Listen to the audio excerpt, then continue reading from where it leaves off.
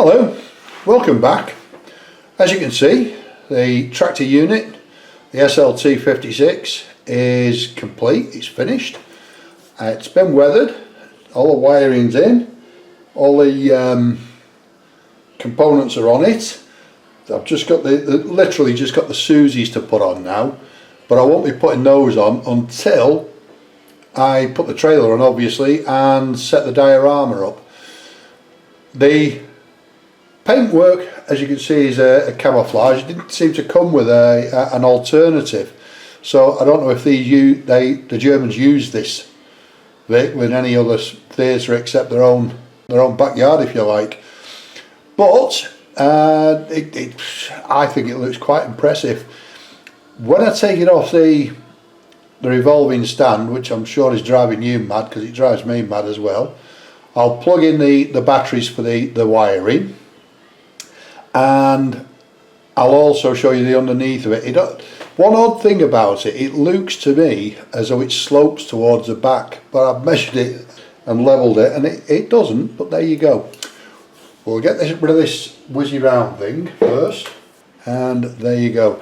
And that's quite an impressive little vehicle, isn't it? It's not bad at all, that. We're going a little bit closer to it. All the bits are on it.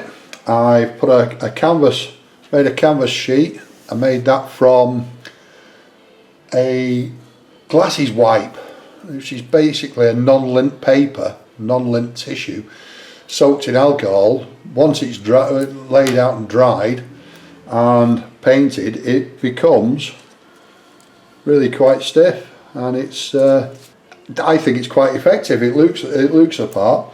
So that's that, and that's on there to hide a lot of the switches. There's 6 switches on the top, and there are 2 touch switches underneath there. Anybody that's built this kit or knows the vehicle itself will recognise that this hatch, the engine hatch, the cover, is a lot higher than it should be. I've lifted it up by 5mm, and I did that because I couldn't get the wiring in. All the wiring for the whole truck is under there. There was nowhere I could put the batteries, hide the batteries, so the batteries will plug in here. So although it looks a mess at the moment if I wasn't to use them, there's a cover that goes over those. I've made a cover that goes in there, and to be fair, once the cover's in, I just can't find it at the moment, but once the cover's in, you can't see it at all. It vanishes. It looks as though it's part of the truck, as indeed do all the wires. You can see wires running at the side there. There's loads of them come up out of the back of the cab. There are loads of wires down the back here that go into these 2 connectors. These 2 connectors are going to be for the trailer, and as you can see, they're not that obvious, and when the trailer sits on top of them, the gooseneck and swan neck on the trailer sits on top of them, and they'll more or less disappear. Underneath of it, you've seen this before when it was being built. I'll pull us out a bit there, I think. There we go. And the underneath of it, again, most trucks are full of wires and cables and pipes and all sorts underneath, so it doesn't look to me that unusual to see all those wires running around all over the place, and I think they more or less disappear. There's a few underneath the tractor unit, underneath the cab there, and that's about it. I think it all disappears nicely. And what have I got? So you may remember on the video I did about the trailer, I didn't know what these were for, and I'm guessing, this is a total guess because nobody's actually told me yet, and I'm sure somebody will put me right if I'm wrong. I think they're poles to put a camouflage net up on it.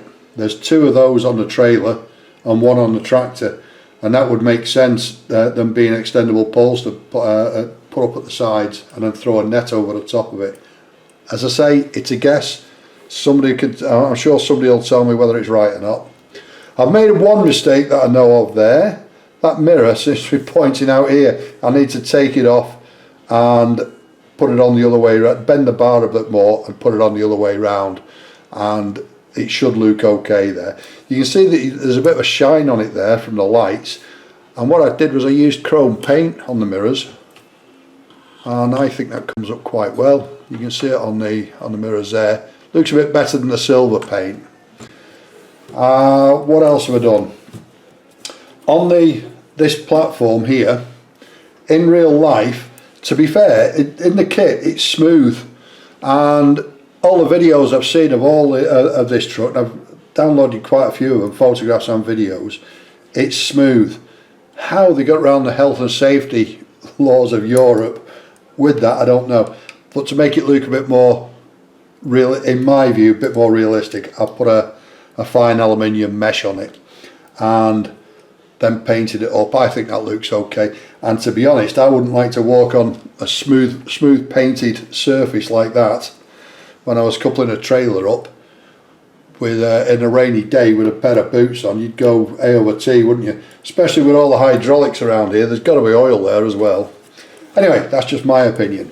I've also made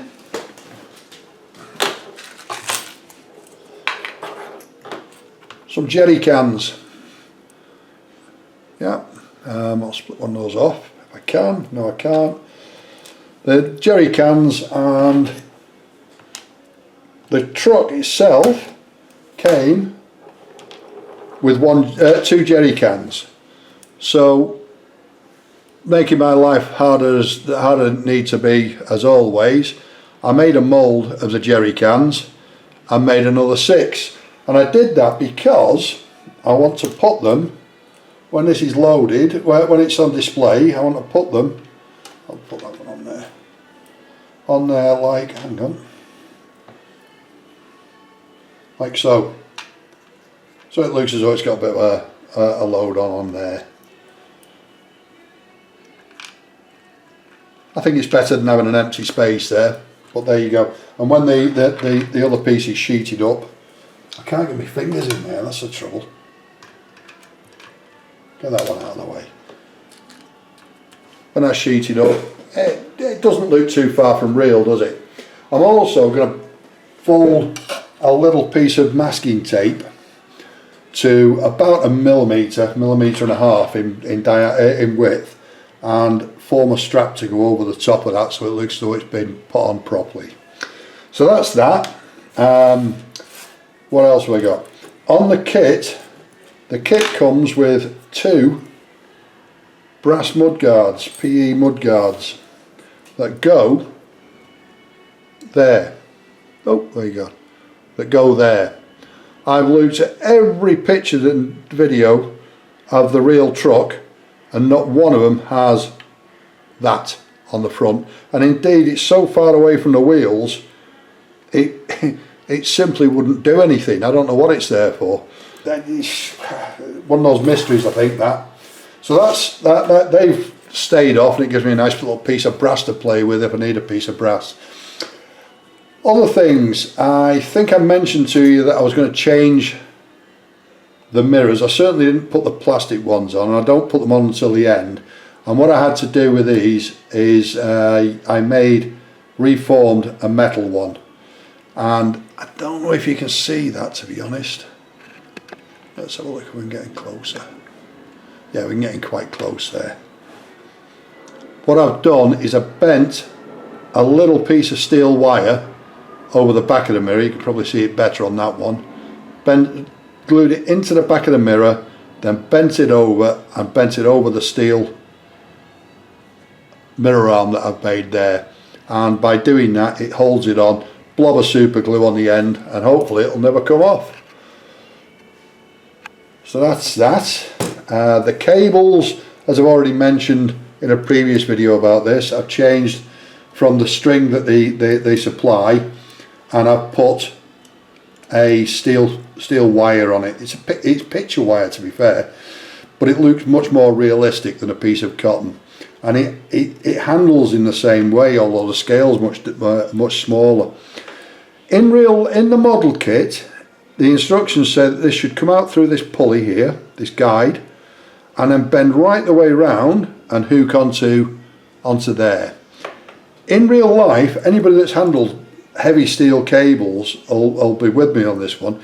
If you could bend it round that tightly and then hook it on there. If it came off, it'd give you a hell of a whack in the face. So what you would normally do is you go to the opposite side so that you've got less of a curve and you've got less energy in that piece of wire. It's not likely to spring out and whack you one, and then hook it over the other side. So that's what I've done. That's what I would do with a real truck, and that's what I've done on this truck.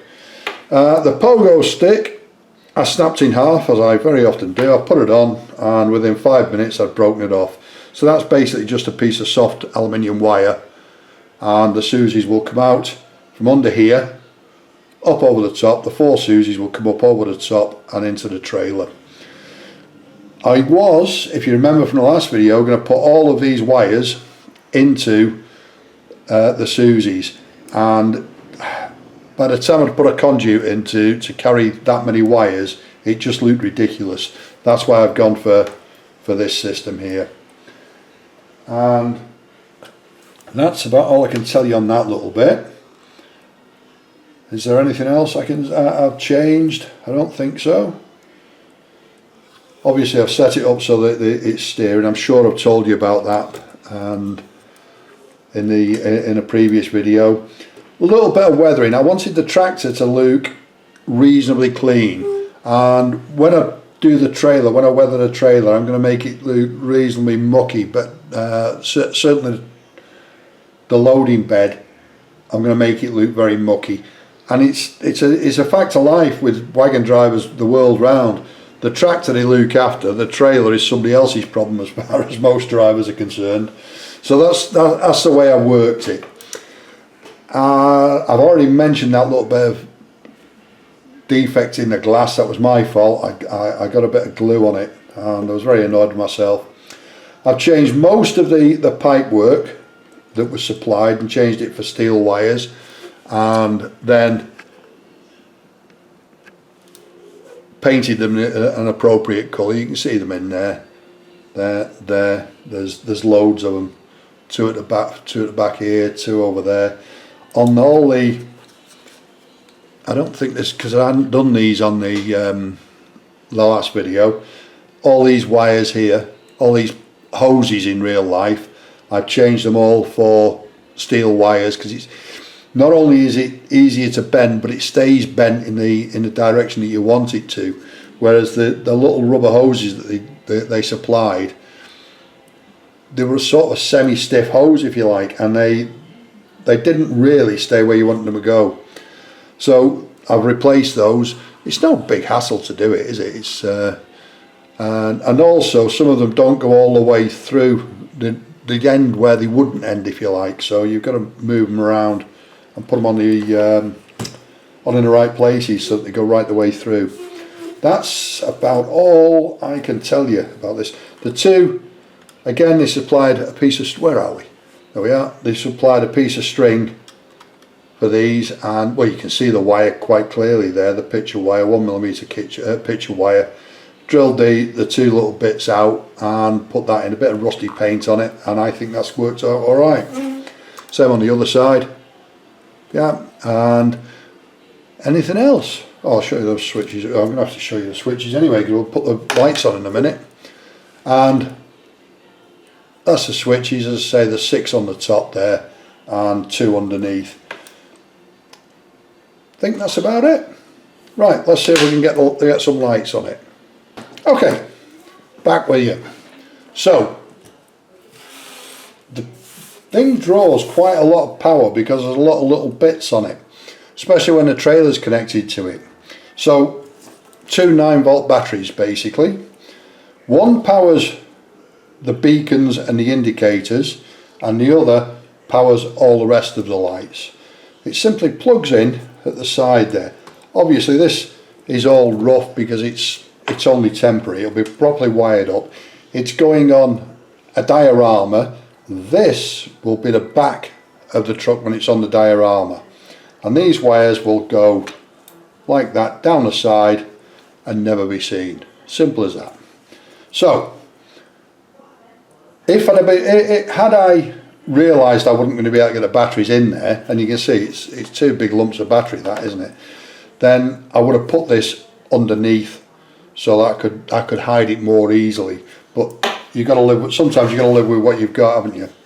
So the batteries are on there, and if I touch the back there, we get the beacons going, and if I touch the side there, the indicators are going as well.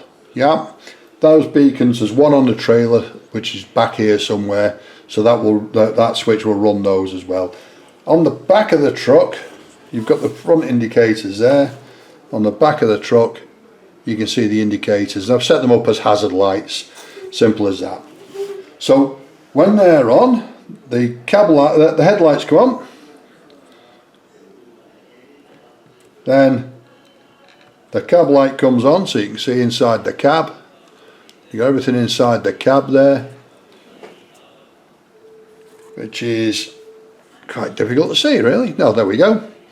So you can see it's a bright light, so you can see all the dashboard and everything that's been done on the dashboard. Then we flick another switch and something else comes on. Oh, the fog light at the back. It looks white there, but it's not, believe me, it's red. I'll put a bit more red paint on it before I'm finished. We flick another one and something else came on. I don't know what it was. Oh, I've not flicked the switch, that's why. There we go, and the reversing lamp comes on. That one's intended to be bright. If I flick another switch, the two working lights come on at the back there. Again, they're intended to be bright, and you can see that it's pulling quite a lot of juice out. There's a lot of lights on there, isn't there? And at the end of the day, I think it works better with all the individual lights on it. But then again, I'm biased, aren't I? It's simple as that. I haven't made these side lights, the reflectors, they are reflectors. The reflectors on the real truck, 1, 2, 3, 4 of them down the side. On the real truck, the reflectors, and I carried on and made them as reflectors. Then when I got round to the trailer, I decided to light them up, put LEDs in instead, just because I could, for no other reason. And that's what I came up with. So it'll look a little bit odd when it's lit up in real life on its diorama, but I don't care. And of course, should you want to cover it all up, that goes on, and that will cover the switches up completely. Any questions, any comments, please leave them in the boxes below. Thank you very much for subscribing, and it would be great if those of you that haven't subscribed could subscribe and like and share the video if you wouldn't mind. Thanks very much again, and I'll speak to you next time. Ta-da!